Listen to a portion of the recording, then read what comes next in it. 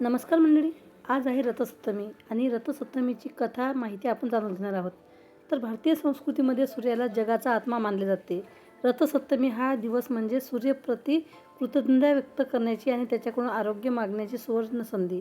या दिवसाला सूर्यजयंती असेही म्हणतात आणि रथसप्तमी हा सूर्याचा जन्मदिवससुद्धा आहे. या दिवशी दूध उतू घालण्याची परंपरा आहे, म्हणजे खीर बनवण्याची परंपरा आहे. तीही अंगणामध्ये मातीच्या पात्रात दूध तापवण्यात ठेवण्याची प्रथा आहे.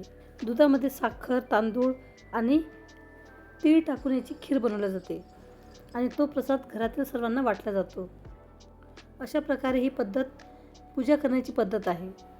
या दिवशी सूर्याकडे शारीरिक आरोग्यच नव्हे तर हे सूर्यदेवा माझ्या बुद्धीला सत्प्रेरणा दे अशी प्रार्थना केल्याने मानवी जीवनातील सात्विकता वाढते असंही मत आहे. आणि 7 धान्याची पूजा करावी.